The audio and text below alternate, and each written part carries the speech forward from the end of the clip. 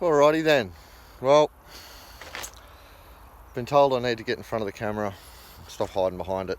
So it feels a little bit intrusive holding it like this, but anyway, we'll see how we go. Planting week. Let's have a look at all these behind me. Ooh. Slowly getting through them. Slowly getting through them all. Putting a dent in a couple.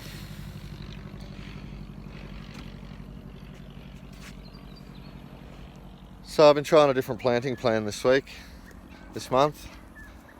Found with the successional stuff, I've been trying to double up my long life cycle. So I've got more in the bed on the later part of the successions. But I've been getting to do that, I've moved the cos into the centre line, planted it double planted. But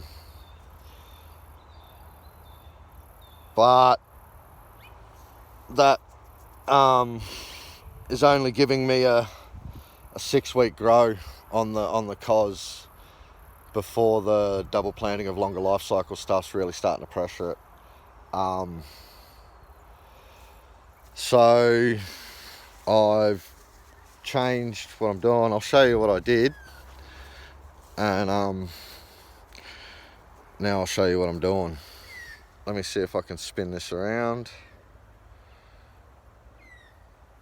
Will this let me spin it? No, doesn't look like it will. Oh well. Anyway, down here I've got this kale. There's a kale here, there's another kale here, and down the centre I had cos every 15 to 20 centimetres. The plan was to take every second cos out as a young baby cos and then let the others fill out, but it got too tight too quick, so I had to take them all out.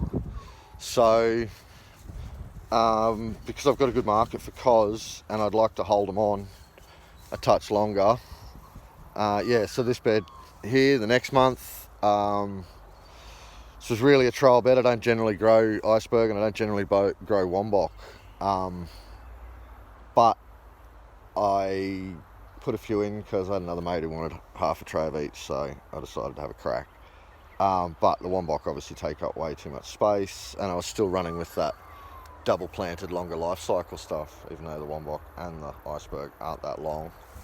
I realise this is going to be quite a quick bed, and that's good. So I'm still getting the same issue with the cos down the centre. They're getting too much pressure. So I was going to go back to a single life cycle down the centre, because I know that works. But I'm just going to push the envelope, really, and I want to get good at growing cos because I've got a good market for cos. So this month I am we're doing eggplant as the longer life cycle because we're coming into summer, and I'm going to dedicate this bed for a while now to eggplant. I'll probably going to come through and punch radishes through once I get everything out in and around the eggplant. So what I've done is I've put eggplant every 75 down the outside edge.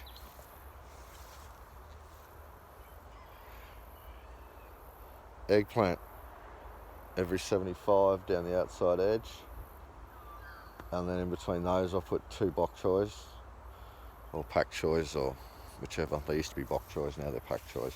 Down the other edge, so I'm still getting my double long life cycle.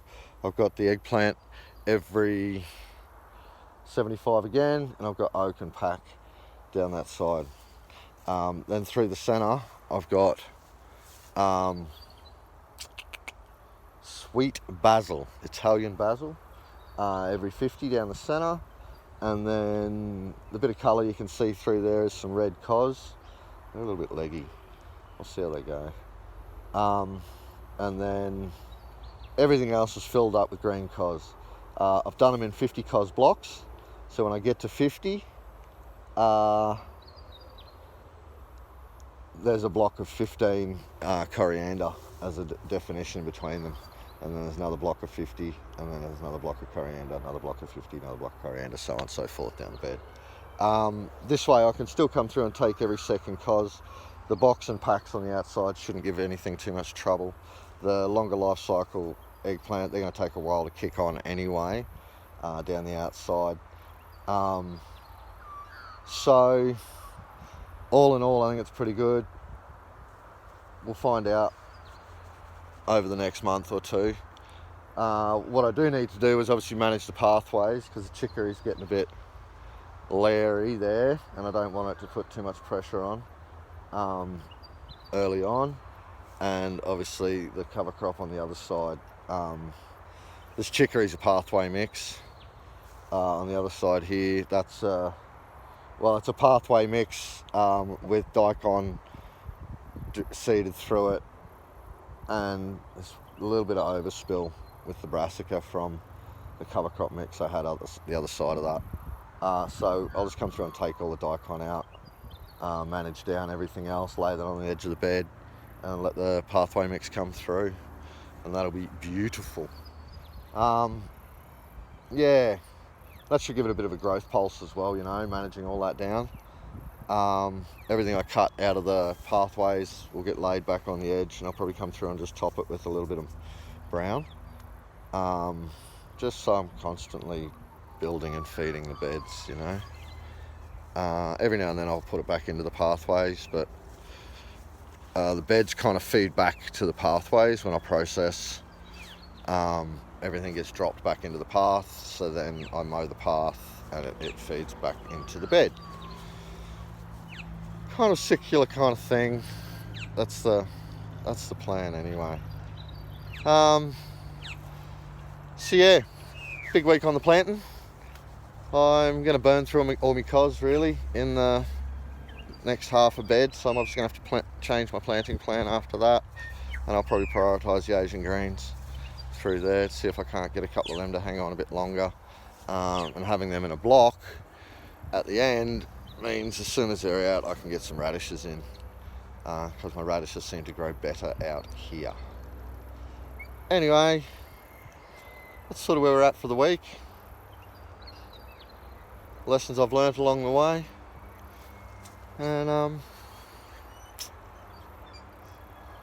happy days. You.